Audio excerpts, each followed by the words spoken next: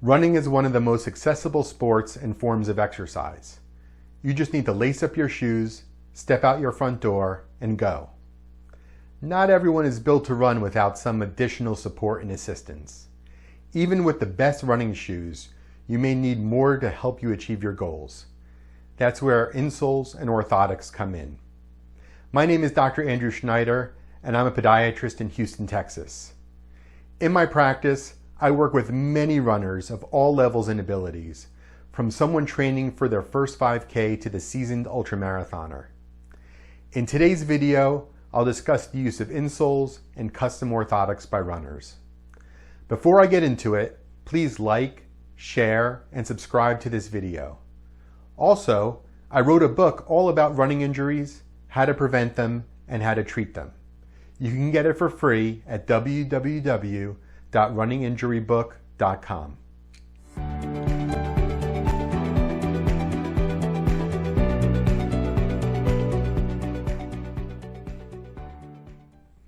When we talk about insoles and orthotics, I'm going to be referring to three different things: store-bought insoles, medical-grade insoles, and custom foot orthotics. When it comes to store-bought insoles, they run the gamut. You can find a floppy pair of insoles that will truly do nothing for you, and you can go to a specialty store and spend $1,000.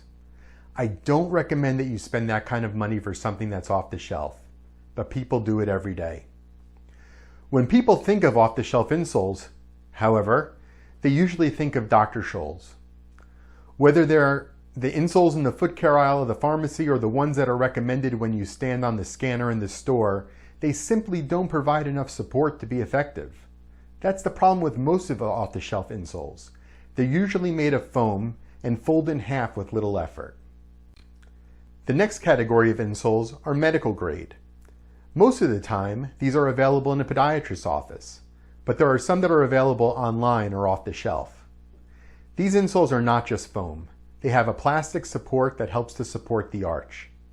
I dispense these insoles when they're appropriate to people who need more arch support. There are times when a medical grade insole is all you need.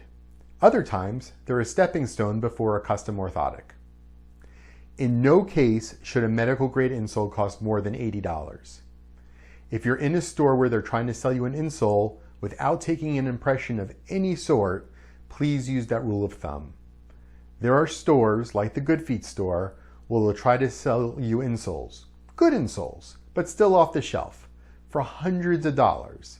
Instead, look for brands like PowerStep, Superfeet, or Spenco. In my office, we use medical grade insoles called ReadyThotics with excellent results. I generally only recommend an off-the-shelf insole for people who have a flat foot. While there are medical grade insoles for people with high arch feet, they're not as readily available. And that's where custom orthotics come in. I'd like to say that all custom orthotics are equal, but that's far from the truth. There are different philosophies as to the science behind the custom orthotic, the method of taking a mold, whether they should be hard or soft, or even if they're better than an off-the-shelf insole at all. That's a good place to start. What's the difference between an insole and a custom orthotic? Well, an insole is purely supportive. It's there to buttress up the arch, and it offers the same support to anyone who wears it. A custom orthotic is corrective. When I evaluate you for a custom orthotic, I take a series of measurements called a biomechanical examination. That allows me to understand how your foot and ankle are functioning. I then watch you walk so I can analyze your gait. You can't believe what I can see simply by watching you walk. The information is invaluable. Most importantly, I take the information from the biomechanical exam and the gait analysis, and I formulate a prescription on how to make the custom orthotics. My goal is for the orthotics to make your feet work as stable and as efficiently as possible. Think about it like eyeglasses. You can get the reading glasses from the rack at the pharmacy, but they'll help magnify the words when you're reading. Or you can get custom lenses, which correct your all-around vision so you don't have to squint or strain your eyes. Similarly, a custom orthotic will allow your foot to work as efficiently as possible, since the orthotic handles the correction. The mechanics of your foot will be as stable as possible when you're wearing them. A common controversy, even between practitioners, is whether an orthotic should be hard or soft. Here's the thing. Feet crave consistency. Think about going for a run on the sand at the beach. It's much harder than running on a solid surface like a road. That's because you need to work harder to propel yourself forward while the sand is loose under your feet. The same thing applies to an orthotic that is too soft or flexible.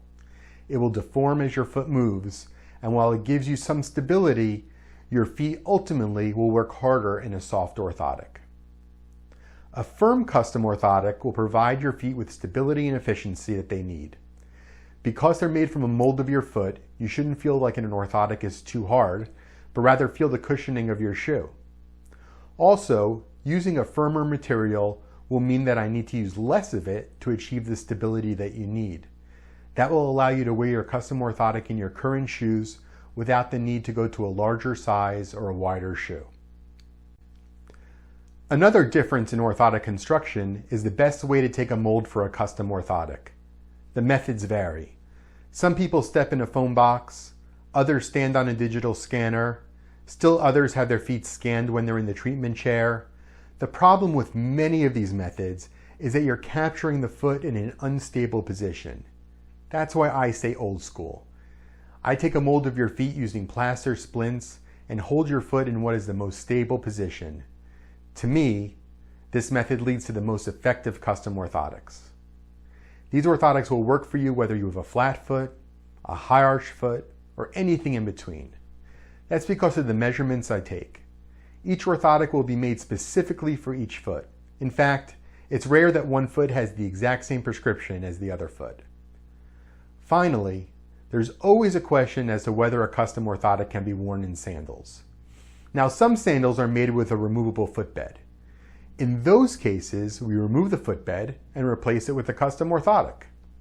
If the footbed isn't removable, I have had many patients who use a workaround by securing the orthotic to the sandal with Velcro or double stick tape. Whatever works. In next week's video, we'll discuss the most common running injuries and what to do about them. Please take a moment to like, comment, subscribe, and share on social media to help others find the information they need. Don't forget to pick up my free book about preventing and treating running injuries at www.runninginjurybook.com. The link is at the top of the description below. If you've had to stop running because of foot or ankle pain, contact us at the office for an immediate appointment. Again, the link is in the description. Thanks so much for watching, and have a great day.